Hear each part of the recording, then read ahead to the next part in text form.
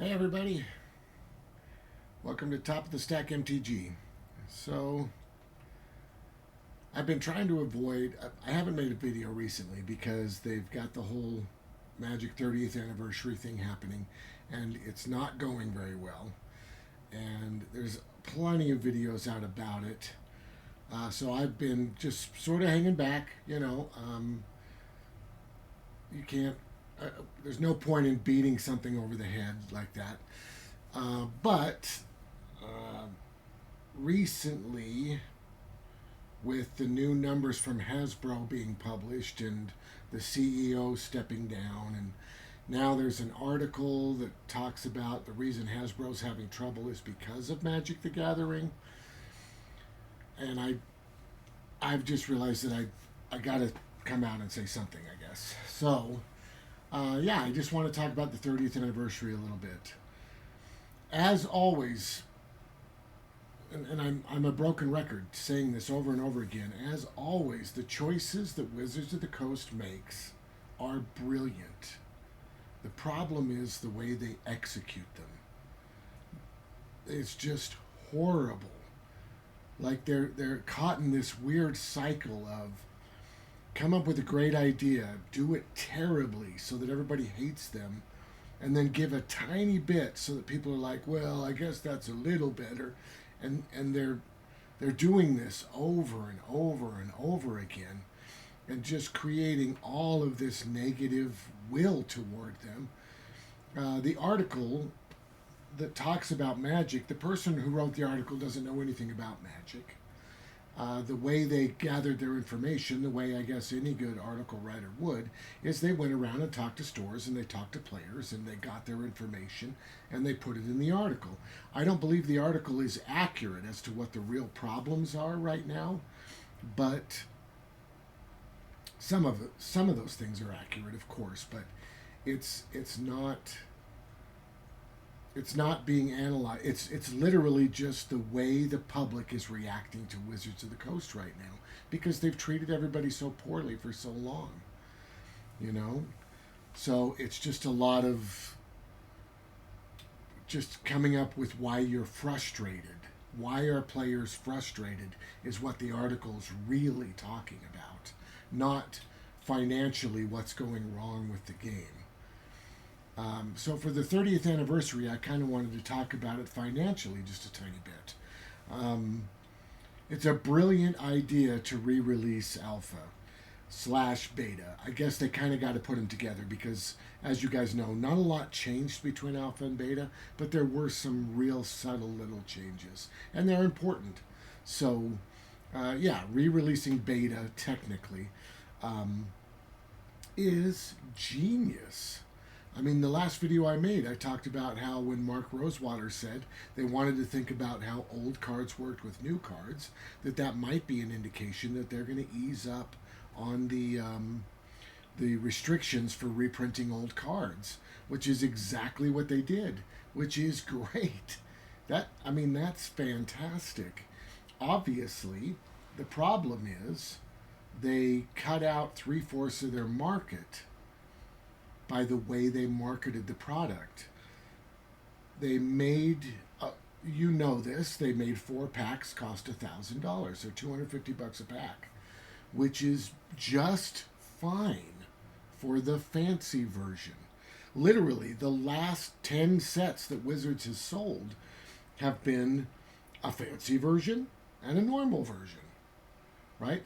And I think that's making money for them.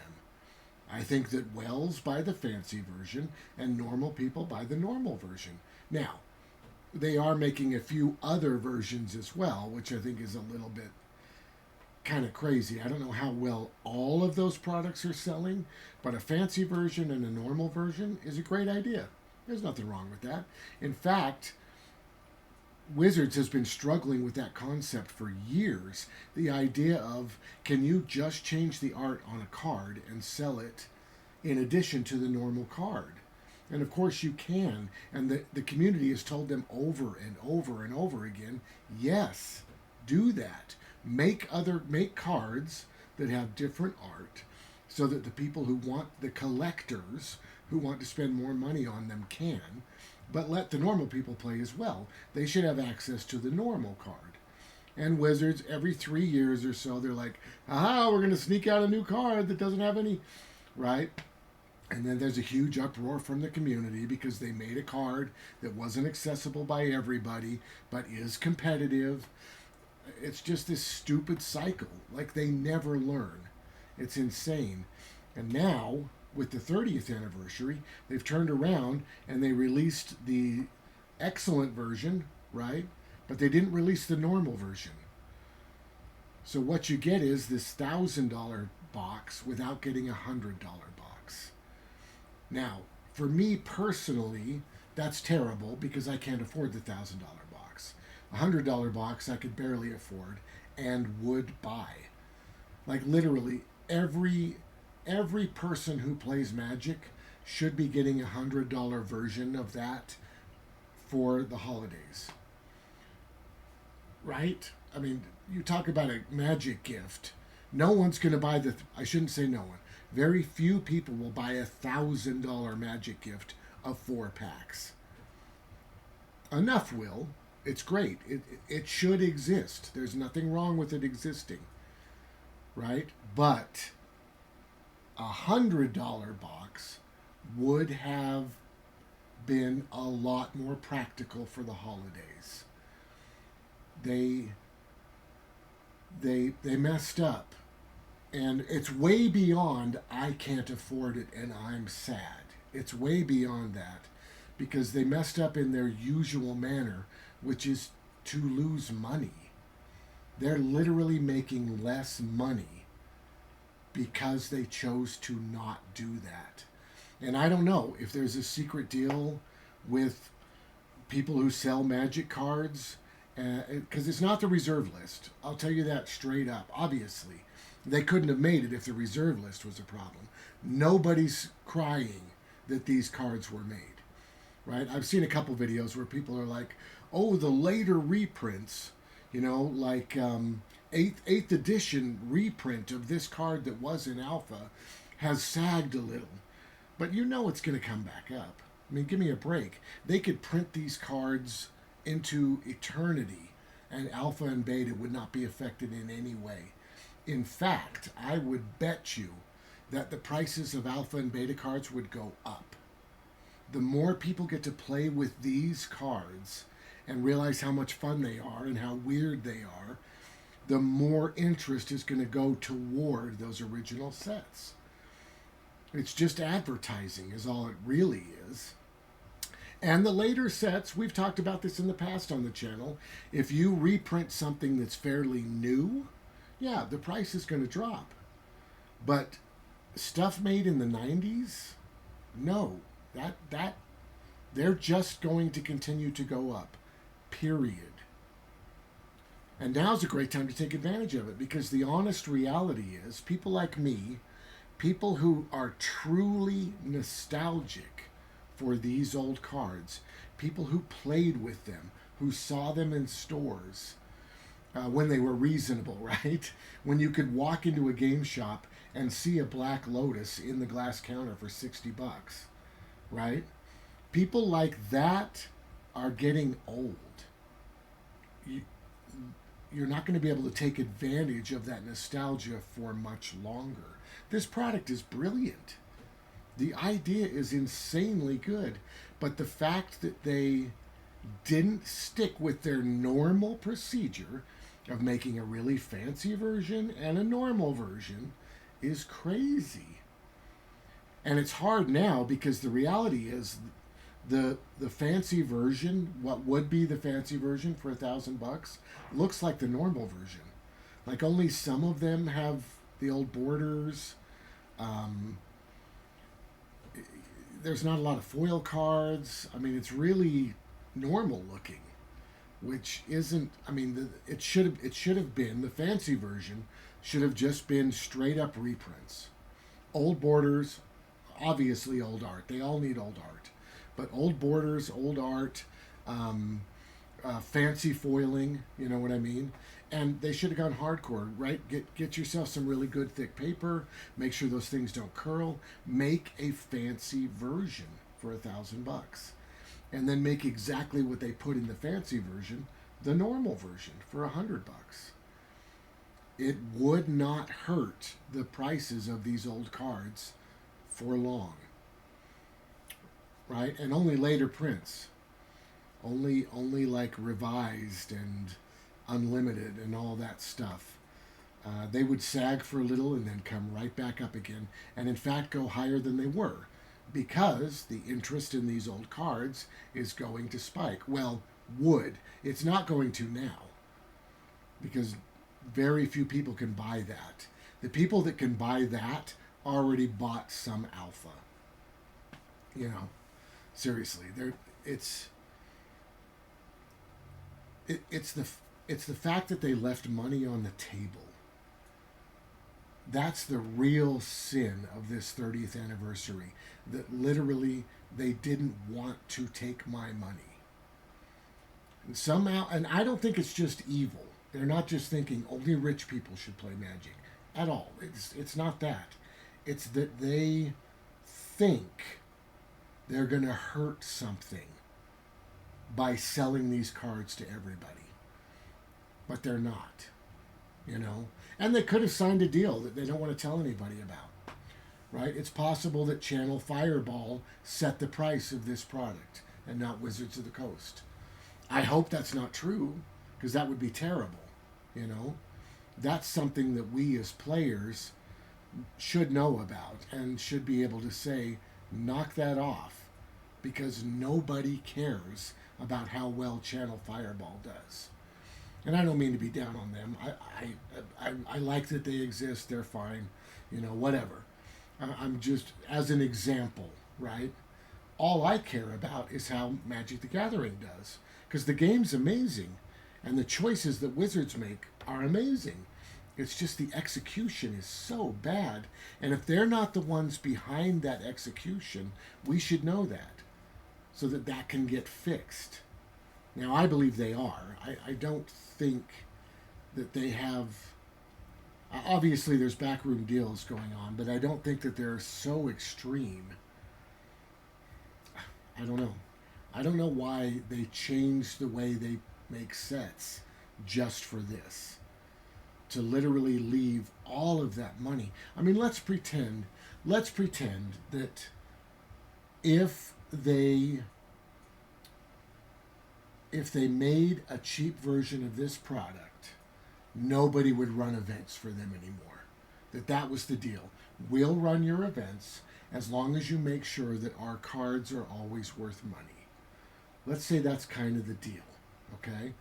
How much do you think the Las Vegas event cost? I'm going to say it cost $1 million. I'm going to say it was a cold million to get the hotel, to get the staff to be in there, to run the thing for the weekend, to put together the advertising. I think that's probably pretty accurate. It's probably a little high, to be perfectly honest with you. I think that they could work deals and save a little bit of money. But I'm going to say it cost them $1 million. I guarantee that selling beta at $100 for 4 packs would make a lot more than $1 million. And I know there's other events going on, right? There's other places. They're obviously a lot cheaper than the big, huge Vegas event that just happened. But there are other events. So that money's got to be factored in. It's kind of a give and take. And Wizards might be afraid of getting sued. They don't want to take on that stuff. But honestly, to alienate your player base and hurt your parent company by leaving money on the table, by not selling products to the majority of your player base, is worse. It's much worse. Any backroom deals that could have caused this to happen need to go. They have to go. Wizards needs to learn how to make money. And I know they make money hand over fist because they have the greatest game ever created, but they can't take advantage of it. Or when they do it completely wrong. Sure, there should be $1,000 box for this 30th anniversary, but there should also be $100 box, just like there has been for the last 10 sets, even though those are cheaper, of course. Yeah, so it's been a mess lately. I know that also.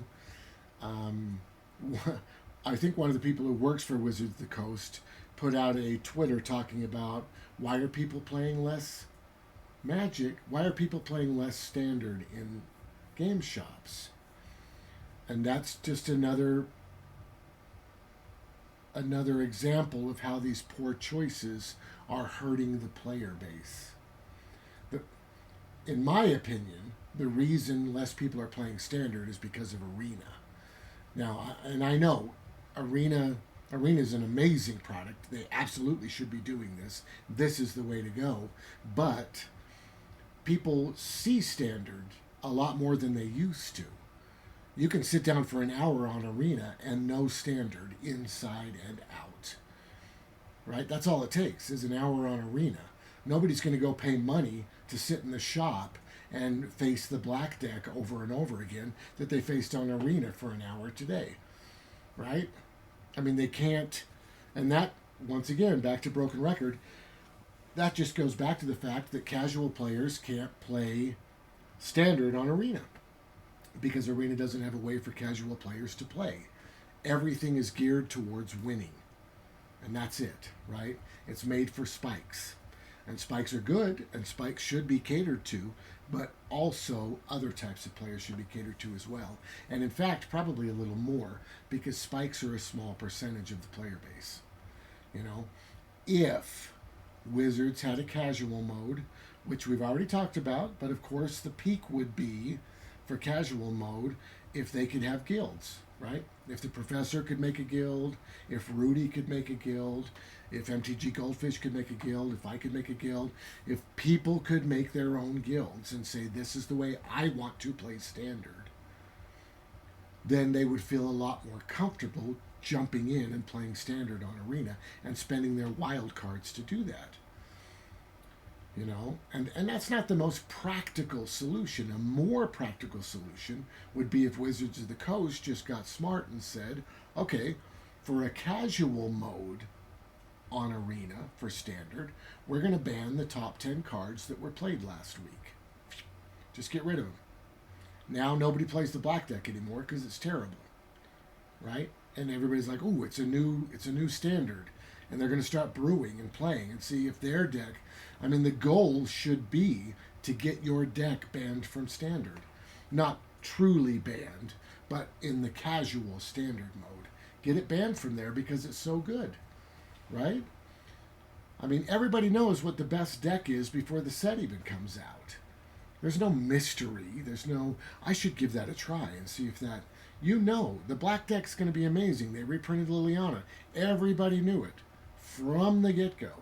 It was completely obvious. So it takes the fun out of building your own deck because you know the Liliana deck's going to beat you, right? And if you go in for really for all of the modes, there are top decks, and there always has been. But in the past, before we had free-to-play MTG Arena, you just couldn't play Magic. That was the freaky thing. Like, this channel used to be pretty sweet. I would make a video every week talking about different decks that I had built and blah, blah, blah. But I don't do that anymore because now I get to play Magic, right? Before, there was nobody to play Magic with. I would just get these ideas. I'd put the deck together. I'd, deal some hands, see what it looked like. But if it wasn't the one night a week that we could go maybe cram in 2 or 3 games before everybody got too tired to keep playing, I had nothing to do, so I would make videos, But now I don't make videos anymore because I'm playing Magic, which is wonderful. That's the way it should be. But it's it's getting iffy now, you know, and with their poor handling of Arena in general.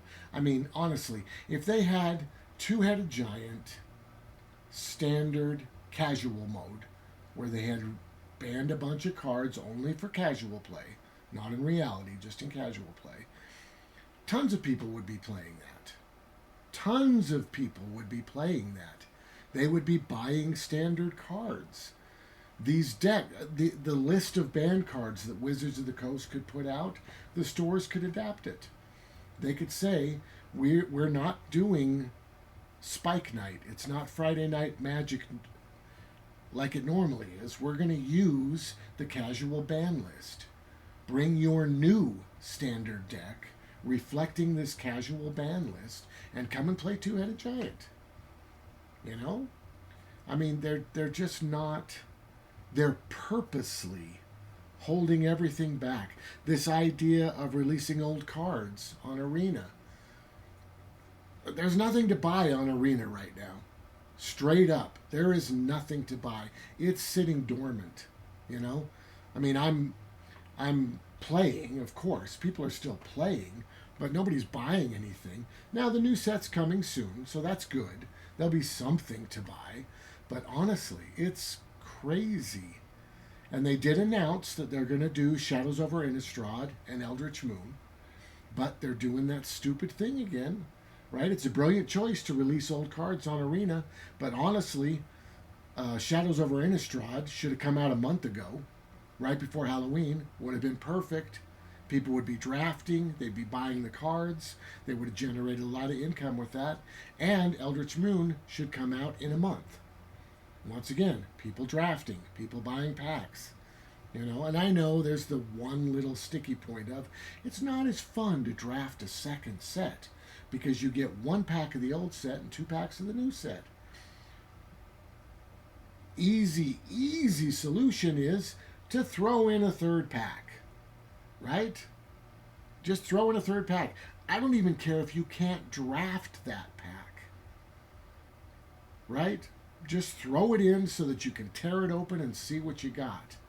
That solution, even if it's not great, that solution is 1,000 times better than paying a group of Wizards of the Coast people to go sit in a room and take two sets, decide what to take out of them to mix them together into one big draftable set so that you only get to draft once when you should be doing it twice. You only buy packs once when you should be doing it twice. I mean, they're just losing money. And they don't feel it because they're making money, right? They'll still make money on this stupid combined set that's coming out sometime next year. That will be profitable, but not nearly as profitable as just releasing the two old sets. It's crazy to me that they can purposely mess up and be fine. I sometimes think that that's Wizards of the Coast's biggest curse, is Magic's too good. The game is just too fun. So that literally their stupid mistakes don't actually affect them. They can't learn how to be good at business because they're always successful. They're just spoiled rotten, you know. They don't have to think, is $1,000 really a good price? You know? Or should we try to do both like we have been in the past? Because people will buy that, you know. That $1,000, I mean, if they sell 2,000 of them, that's $2 million straight up, just bam, and they'll make that probably in the first hour, you know, and then they'll say they're sold out or whatever's going to happen. I don't know how all that's going to work, but if they also had a cheaper one at $100, they could sell those for years. They could sell that product. 3 years down the road, I'd still be like, I'd like a box of that for Christmas instead of a tie. Right? Of course. You know, they could print that thing to death, and it wouldn't hurt original alpha, it wouldn't hurt original beta, and cards that it did hurt that were printed later would slowly come back up anyway, and people would buy that product straight out of nostalgia. Yeah, so they they need to get smarter about arena so that people actually are encouraged to build their decks in paper and go play in paper. If their goal is to keep Friday Night Magic going, they need to focus on arena to get people transitioning into paper, which they're doing a terrible job of. And they need to start getting products back in the game stores, straight up. You know, if somebody wants to buy one of those alternate art boxes, I forgot what they call them, secret layer alerts, right, from the professor. If somebody wants to buy one of those things, they should be up on the shelf at the store. They should be. And they can also buy them on Amazon, I guess. But the store should be the thing. I mean, for Wizards of the Coast to act like they're kind of surprised that stores are getting less love than they used to, once again, is just stupid. Because there are products that stores can't sell anymore. You have to buy them online. And then they're like, what? Why? You know, I've got some ideas, but I'm just curious. It's crazy. The whole thing's crazy. All right, so that's my video on that. I hope everybody's doing good. And do play Magic because it's super fun. The new set's coming out. I think it's going to be great. So definitely look into that. And have a great day.